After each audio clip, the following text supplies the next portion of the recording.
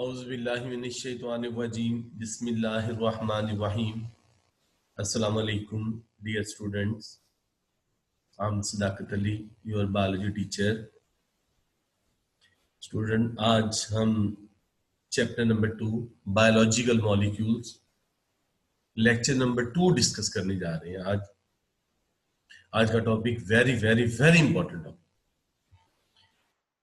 Student, इससे पहले हमने बायोलॉजिकल मॉलिक्यूल जो है इसमें हमने कल बेसिक टर्म्स को डिस्कस किया, उसके बाद हमने इंपॉर्टेंस ऑफ वाटर उसको डिस्कस किया। आज हमारा टॉपिक है कार्बोहाइड्रेट्स। कार्बोहाइड्रेट का लफ्जी मतलब लिटिल मीन जो है हाइड्रेटेड कार्बन। हाइड्रेटेड कार्बन से क्या मुराद है स्टूडेंट्स? हमारा टॉपिक है कार्बोहाइड्रेट्स। इसका लिटरल मीनिंग जो है वो है हाइड्रेटेड कार्बन। हाइड्रेटेड कार्बन से क्या मुराद है, इसके लिए हमें थोड़ा सा गौर करना पड़ेगा। देखें, हम कहते हैं ग्लूकोज C6H12O6। अगर हम इसको सिंप्लीफाई करें 6 1 6 6 2 12 6 1 6, ये वाला स्ट्रक्चर बन गया। कार्बोहाइड्रेट, ये देखिए ये कार्बोहाइड्रेट की एग्जांपल है। हम कह सकते हैं ऐसा कार्बन जिसके साथ वाटर अटैच है, हम इसको कहते हैं हाइड्रेटेड कार्बन। तो कार्बोहाइड्रेट्स को हम कह सकते हैं दीज आर हाइड्रेटेड कार्बन। ऐसा कार्बन जिसके साथ वाटर अटैच है, right. These are composed of carbon, hydrogen and oxygen. देखिए carbon, hydrogen and oxygen. Ratio of hydrogen and oxygen is same as in water. हमें पता वाटर में जो ये वाटर, इसमें हाइड्रोजन की रेशियो 2:1 है।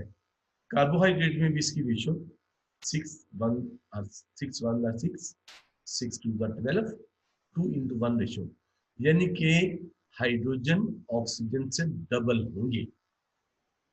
General formula ACX2OY, X whole number from 3 to many thousands and Y जो है मे बी सेम और डिफरेंट होल नंबर। जैसे जैसे कार्बन की तादाद बढ़ती जाएगी वैसे वैसे वाटर के मॉलिक्यूल की तादाद बढ़ती जाएगी, राइट। नेक्स्ट है कार्बोहाइड्रेट में इनकी डेफिनेशन। कार्बोहाइड्रेट्स को हम एक और तरीके से भी डिफाइन कर सकते हैं। दीज आर पॉलीहाइड्रोक्सी एल्डिहाइड्स और कीटोन और कॉम्प्लेक्स सब्सटेंस। फिर सुने, केमिकल कंपोजिशन में ये डेफिनेशन में ही आती है ये वाली बात जो हम डिस्कस कर रहे हैं ना, क्योंकि हमने ये देखो यहाँ पे भी हमने इसको डिफाइन किया, इसकी जो डेफिनेशन है तो इसको भी हम यहाँ पे डिफाइन कर रहे हैं। दीज आर पॉलीहाइड्रोक्सी एल्डिहाइड और कीटोन और complex substances. Poly mean many, hydroxy mean OH group. देखिए हमने केमिस्ट्री में बहुत ज्यादा कंपाउंड्स पढ़े हुए हैं, लेकिन जितनी फॉर एग्जांपल बेंजीन है, ईथर है, क्लोरोफॉर्म है, सो मेनी कंपाउंड्स, लेकिन जो हम कार्बोहाइड्रेट को हम डिस्कस करेंगे तो हम कहते हैं दीज आर पॉलीहाइड्रोक्सी, कि इनके अंदर बहुत ज्यादा हाइड्रोक्सिल ग्रुप है। OH group, OH group, OH group, OH group, OH group.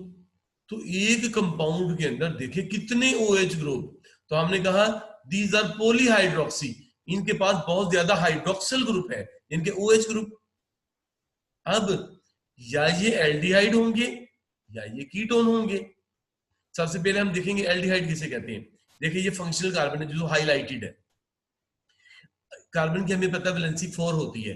Carbon चूंकि इसके आउटर मोस्ट शेल में 4 इलेक्ट्रॉन्स होते हैं, तो ये 4 और एटम्स के साथ बॉन्डिंग कर सकता है। यहां पे गौर करें, ये वाला जो इतना ग्रुप है इसे हम कहते हैं एल्डिहाइड ग्रुप। क्यों कहते हैं? ये फंक्शनल कार्बन है जो कि हाईलाइट है यहाँ पे। इसका 2 बॉन्ड इसने ऑक्सीजन के साथ बनाए हैं, ये मस्ट है, 2 बॉन्ड ऑक्सीजन के साथ। अब ये बाकी 2 बॉन्ड रह गए। अगर इसने बाकी 2 बॉन्ड्स में से एक बॉन्ड कार्बन के साथ और एक कार्बन के अलावा किसी और से यानी कि हाइड्रोजन के साथ बनाया हुआ है, ऐसे ग्रुप को हम कहते हैं एल्डिहाइड ग्रुप। फिर सुने, कार्बन की वैलेंसी 4 होती है। ये देखिए फंक्शनल कार्बन, इसने 2 बॉन्ड तो अपने ऑक्सीजन के साथ बना लिए, बाकी 2 बॉन्ड रह गए। अगर एक बॉन्ड मस्ट कार्बन के साथ और एक बॉन्ड कार्बन के अलावा किसी और कंपाउंड के साथ, इनके हाइड्रोजन के साथ यहाँ पे बनाया हुआ है, हम ऐसे ग्रुप को कहते हैं एल्डिहाइड ग्रुप। तो पहली बात, ये पॉलीहाइड्रोक्सी, इनमें बहुत ज्यादा हाइड्रोक्सिल ग्रुप है। दूसरी बात, या तो इनके अंदर एल्डिहाइड ग्रुप होगा, जैसे ग्लूकोज है, इसके अंदर हमें एल्डिहाइड ग्रुप नजर आ रहा है, इसीलिए हम ग्लूकोज को कहते हैं Aldo sugar, Aldo hexose, hexose 6 carbon sugar, Aldo sugar. अब साथ हमें ये फ्रक्टोज नजर आ रही है, ये भी 6 कार्बन शुगर है, 1 2 3 4 5 6। जितने कार्बन, हाइड्रोजन और ऑक्सीजन फ्रक्टोज में है उतने इसमें है, यानी कि दोनों का मोलेकुलर फार्मूला सेम है, सिर्फ फर्क कहां पे है, ये एल्डो शुगर है, ये कीटो शुगर है। क्यों? हमने कहा carbohydrates are chemically polyhydroxy aldehyde, इन दोनों को मैं बता चुका हूं, या ये कीटोन होंगे। देखें ये फंक्शनल कार्बन, मैंने आपको बताया कार्बन की वैलेंसी 4 होती है, 2 वैलेंसी इसने मस्ट ऑक्सीजन के साथ पूरी की है। अब बाकी जो 2 बॉन्ड है, अगर इससे मस्ट इधर भी कार्बन के साथ, इधर भी कार्बन के साथ, मस्ट है दोनों तरफ कार्बन, कार्बन के साथ, ये तीसरा बॉन्ड, चौथा बॉन्ड भी कार्बन के साथ, ऐसे स्ट्रक्चर को, ऐसे ग्रुप को हम कहते हैं कीटोन ग्रुप। अगर फंक्शनल कार्बन ने, फंक्शनल कार्बन से मुराद ये कार्बन जिसने ऑक्सीजन के साथ डबल बॉन्ड बनाया हुआ है, बाकी 2 बॉन्ड मस्ट कार्बन कार्बन से बनाए हुए हैं, इधर भी कार्बन, इधर भी कार्बन, इसे हम कहते हैं कीटो ग्रुप, कीटोन ग्रुप। अगर फंक्शनल कार्बन वो कार्बन जिसने ऑक्सीजन के साथ डबल बॉन्ड बनाया हुआ है, एक तरफ कार्बन के साथ दूसरी तरफ हाइड्रोजन से हटा दे, इसे हम कहेंगे एल्डिहाइड ग्रुप, या इसको हम कहेंगे एल्डो शुगर, कीटो शुगर। तो हम डेफिनेशन पर फिर गौर करेंगे, दीज आर पॉलीहाइड्रोक्सी, एल्डिहाइड और कीटोन। इनके पास देखो OH group, OH group, OH group, OH group, OH group, एक कंपाउंड के अंदर देखिए कितने OH ग्रुप है, पॉलीहाइड्रोक्सी, या ये एल्डिहाइड होंगे या ये कीटोन होंगे। देखिए ये जिसके अंदर एल्डिहाइड ग्रुप है वो एल्डो शुगर, जिसके पास कीटोन ग्रुप है वो keto sugar. On hydrolysis yield polyhydroxy aldehyde और कीटोन सब यूनिट। अगर ये बड़े बड़े मॉलिक्यूल्स होंगे, ये तो मोनोमर्स है ना, जब ये मिल के बड़े बड़े मॉलिक्यूल्स बनाते हैं, जब फिर इनके हाइड्रोलिसिस होती है, देखिए ये सुक्रोज जो घरों में हम चीनी इस्तेमाल करते हैं, टेबल शुगर इसे हम कहते हैं सुक्रोज, तो ये देखिए ये बड़ा मॉलिक्यूल है, जब हाइड्रोलिसिस वाटर की मौजूदगी में, ये वाटर मॉलिक्यूल, इसकी ब्रेकडाउन हुई, सुक्रेज एंजाइम भी यहाँ पे मौजूद है, डाइल्यूट HCl भी मौजूद है, ये वाला बॉन्ड ब्रेकडाउन हो गया, तो इसके 2 जो सब यूनिट है ग्लूकोज और फ्रक्टोज, इन दोनों ने मिलके बनाया हुआ था सुक्रोज। तो ये दोनों मिलके जब इसकी ब्रेकडाउन होती है तो ये ग्लूकोज और फ्रक्टोज सेपरेट हो जाते हैं, ये इसके सब यूनिट, जब हाइड्रोलिसिस हुई, वाटर की मौजूदगी में इनकी ब्रेकडाउन हुई, तो ये 2 हमारे पास इनके सब यूनिट्स अलग-अलग हो गए। Hydrolysis breakdown of the large molecule into smaller one utilizing water molecule. Occurrence हमें कार्बोहाइड्रेट्स कहां पे मिलते हैं? अगर abundantly in living organism, found in all organism and in almost all parts of these cells. For example, cellulose of the wood, cotton, paper, starch in cereals. Cereals में आपको पता है कि राइस, कॉर्न, मेज, इस तरह जो है ना वो वीट, ये सारे सीरियल्स में आते हैं। रूट ट्यूबर्स जिस तरह पोटैटो वगैरह है, शकरकंदी वगैरह है, हाँ, इनमें कैन शुगर वगैरह और मिल्क शुगर, इसके अंदर हमें जो है ना वो कार्बोहाइड्रेट फ्रीक्वेंटली मिलते हैं। सोर्स क्या है कार्बोहाइड्रेट्स का? ग्रीन प्लांट्स हैं जी सोर्स। क्यों? ग्रीन प्लांट फोटोसिंथेसिस करते हैं और फोटोसिंथेसिस के रिजल्ट के तौर पर ये कार्बोहाइड्रेट्स यानी कि फूड बनाते हैं, शुगर बनाते हैं। तो primary producer products of the photosynthesis हमें कार्बोहाइड्रेट फोटोसिंथेसिस के रिजल्ट के तौर पर मिलती है। रोल क्या है जी? Play both structural and functional roles. हमारी बॉडी में ये दोनों रोल परफॉर्म करता है कार्बोहाइड्रेट। हमारे सेल के स्ट्रक्चर भी बना रहे हैं, जिनके स्ट्रक्चरल रोल भी है, और साथ साथ हमारी बॉडी के फंक्शंस भी इसकी वजह से परफॉर्म हो रहे हैं। Main source of energy in the cells. बहुत इंपॉर्टेंट बात समझने वाली। आपने देखा होगा जब भी हम काम काज से फ्री होते हैं तो फ्री होने के बाद हमारा एक ही ध्यान होता है कि खाने में क्या है। अगर हम घर जाते हैं, कॉलेज से फ्री हो गए, तो हम कहते हैं खाने में क्या है। आपने देखो कि जब हम रोजा इफ्तार करते हैं तो हम मीठी चीज से करते हैं। क्यों? जैसे ही हम किसी कार्बोहाइड्रेट्स होते हैं ना उसमें फॉर एग्जाम्पल खजूर है, मिल्क शेक है, या इस तरह की कोई भी मीठी चीजें, मेन सोर्स ऑफ एनर्जी। जब हम ये वाली फूड लेते हैं, फिर फूड लेने के बाद हम एक्सप्रेशन शो करते हैं, हम कहते हैं शुक्र अल्लाह का, जान को सुकून हो गया। इसका मतलब है हमारी बॉडी में उस वक्त एनर्जी की कमी थी। जो कार्बोहाइड्रेट एट वंस हमें एनर्जी देते हैं और हमारी बॉडी की एनर्जी फुलफिल हो जाती है, तो ये मेन सोर्स ऑफ एनर्जी है। आपने देखा होगा एनर्जी के लिए हम मीठी मीठी चीजों का इस्तेमाल करते हैं। Main constitute of the cell wall in plant and microorganism, इनकी सेल वॉल में कार्बोहाइड्रेट्स और फॉर एग्जांपल सेलुलोज जो है, प्लांट की सेल वॉल जो है सेलुलोज से मिलकर बनी हुई है, उसके अंदर कार्बोहाइड्रेट्स होते हैं। Produce other compound of the plant by various chemical changes, और इन्हीं से केमिकल चेंजेस से प्लांट के और भी दूसरे कंपाउंड्स बनते हैं। कार्बोहाइड्रेट्स का रोल कॉन्जुगेटेड मॉलिक्यूल बनाते हैं। कॉन्जुगेटेड मॉलिक्यूल किसे कहते हैं? जब दो डिफरेंट कैटेगरी के मॉलिक्यूल मिलके एक नया कंपाउंड बनाए, हम उसको कहते हैं conjugated molecule. Combine, for example conjugated molecule कैसे? ये carbohydrate combine with protein and lipids to make glycoprotein, glycolipids. Glyco mean carbohydrate, protein mean protein, glycoprotein. ये एक कंपाउंड है, लेकिन ये दो तरह के कंपोनेंट्स है इसके। ये ग्लाइको कार्बोहाइड्रेट मॉलिक्यूल, प्रोटीन ये और मॉलिक्यूल, ये और क्लास, ये और क्लास। दो डिफरेंट क्लासेस के मॉलिक्यूल्स ने मिलके जो नया कंपाउंड बनाया है ग्लाइको प्रोटीन, जिसे हम कहते हैं कॉन्जुगेटेड मॉलिक्यूल। इसी तरीके से ग्लाइको कार्बोहाइड्रेट लिपिड लिपिड्स, तो ग्लाइकोलिपिड ये भी एक मॉलिक्यूल है, लेकिन ये दो डिफरेंट मॉलिक्यूल के मिलने से बने, इसलिए हम इसको कहते हैं कॉन्जुगेटेड मॉलिक्यूल।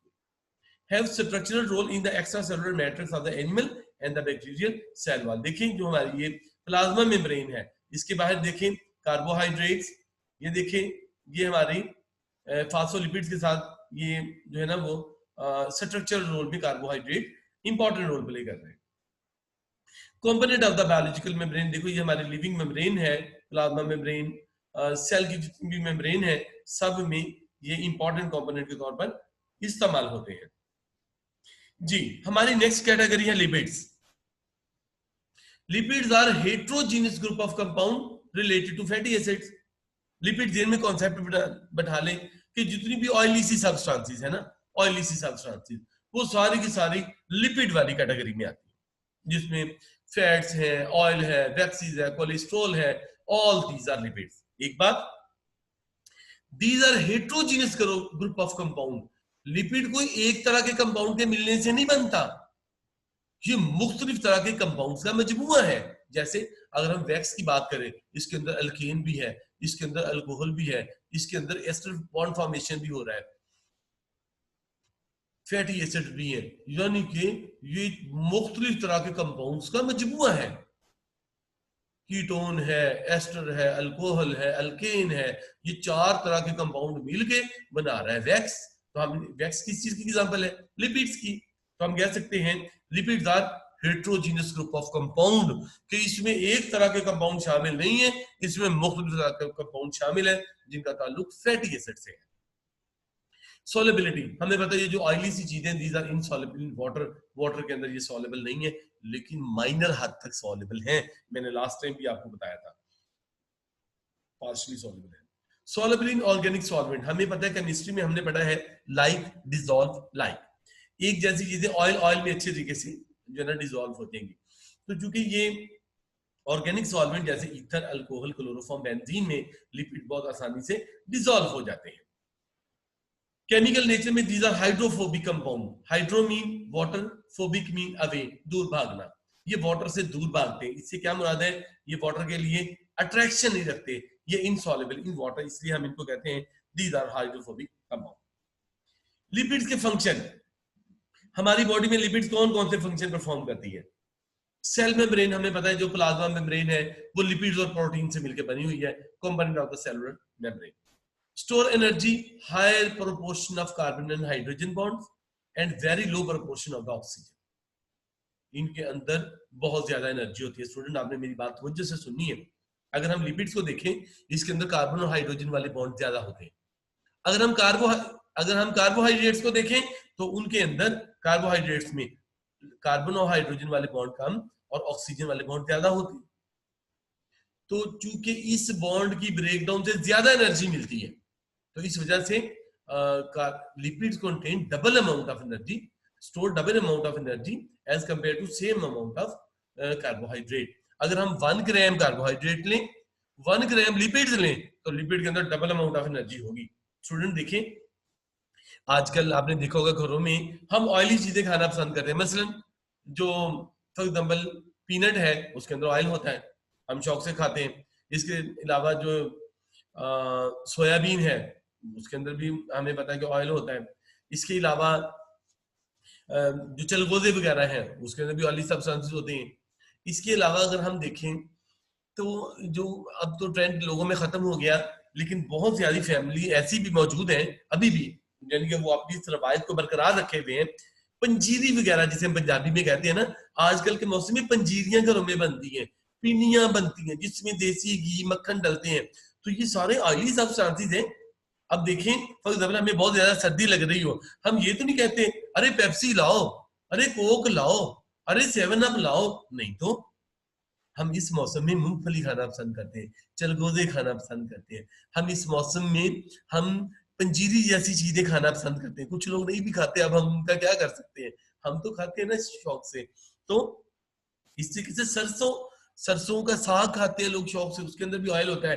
तो यानी कि हम इस मौसम में, चूंकि हमारी बॉडी को ज्यादा एनर्जी की जरूरत होती है, हम फिर लिपिड्स वाली चीजों को ज्यादा पसंद करते हैं।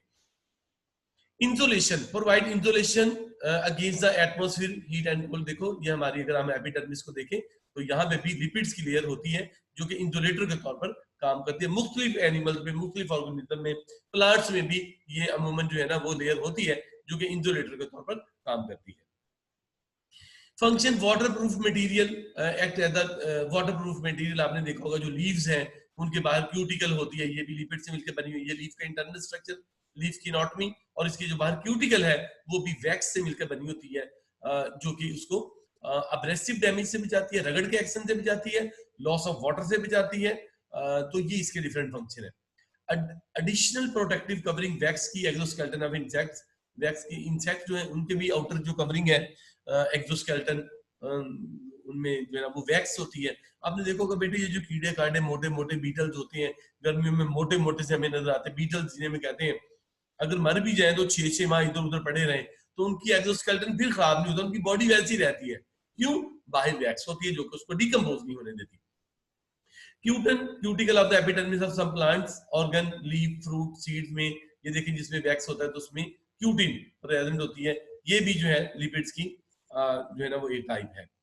लिपिड्स की क्लासिफिकेशन बड़ी बड़ी क्लासेस में, एसाइल ग्लिसरॉल, इसको एसल ग्लिसरॉल भी पढ़ते हैं, वैक्सीज, फास्फोलिपिड्स, सफिंगोलिपिड्स, ग्लाइकोलिपिड्स, टर्पिनॉइड्स में कैरोटीन, कैरोटीनॉइड्स एंड स्टीरॉइड, ये सारे के सारे लिपिड्स की बड़ी बड़ी क्लासेस हैं। बेटे नेक्स्ट टॉपिक है हमारा प्रोटीन्स। प्रोटीन क्या चीज है? Most abundant organic compound in cell,